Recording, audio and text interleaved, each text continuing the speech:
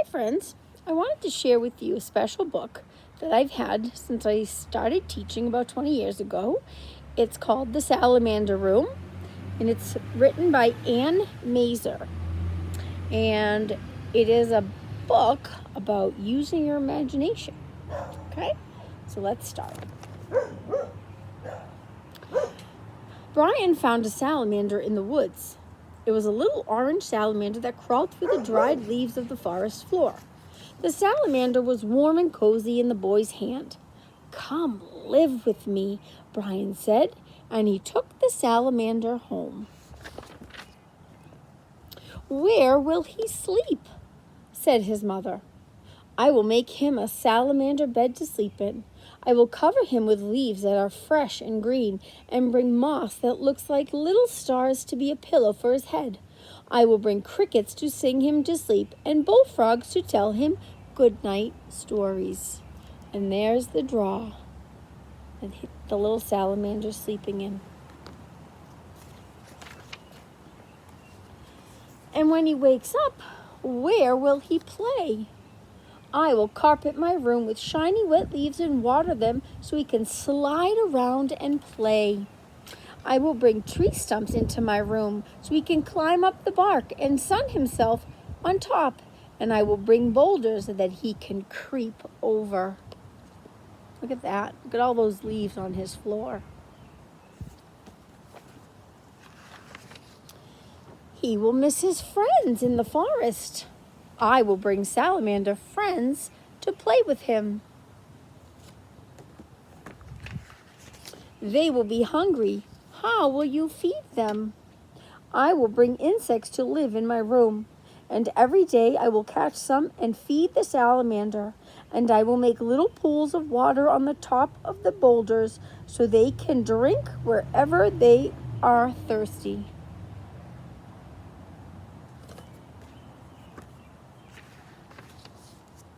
The insects will multiply, and soon there will be bugs and insects everywhere. I will find birds to eat the extra bugs and insects. The bullfrogs will eat them too.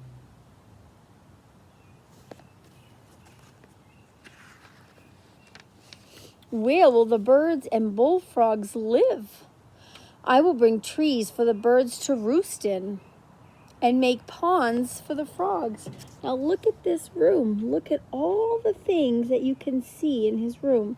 There's birds and frogs, the trees that are growing, the leaves, and right in the middle is his bed. Can you imagine sleeping in this bedroom? Look at the bird in the tree next to his bed.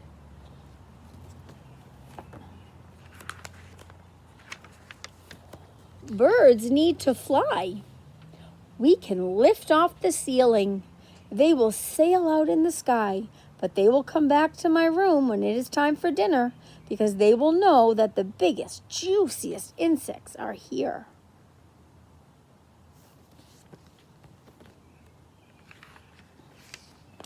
But the trees, how will they grow?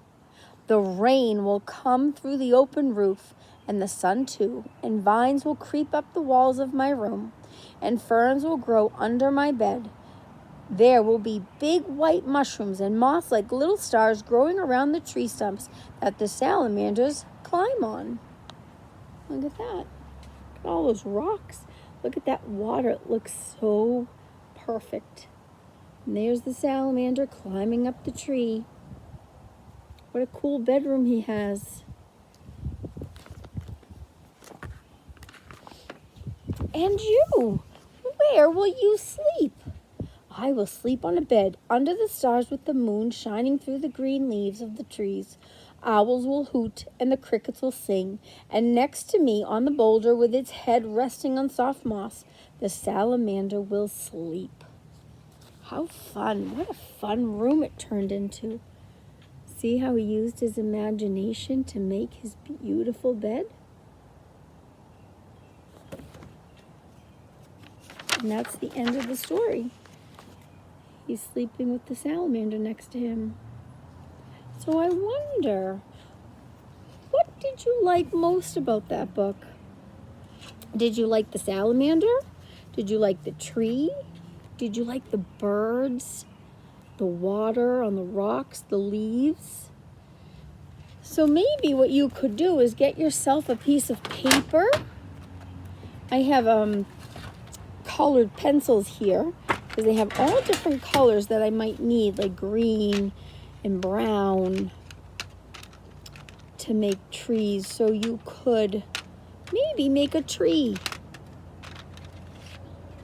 Okay, we're going to start maybe with the stem of the tree. There we go. Remember, it had, looks like it had lines on it, if you remember correctly. Right? And then you can't forget all the green, all the leaves that were on there. Right? Look, and I'm just using lines, so don't be afraid to draw. Right? You can use lines, big circles. Okay? You could draw some leaves like he had in his bedroom. See that? Maybe you could draw a salamander. How would you draw a salamander, you ask? Well, I would just use some shapes. So maybe an oval. Don't forget his long tail. Okay, and his feet. Look at that. See? Then maybe you could tell somebody about your picture. Maybe you might want to draw a bed where you're sleeping. A rock. Don't forget rocks. So maybe you could think about one of the pages that you liked in that book and you could draw a picture. All right, I hope you love that story as much as I love that story, and you can find a cool thing to draw about. All right, love you all. Bye.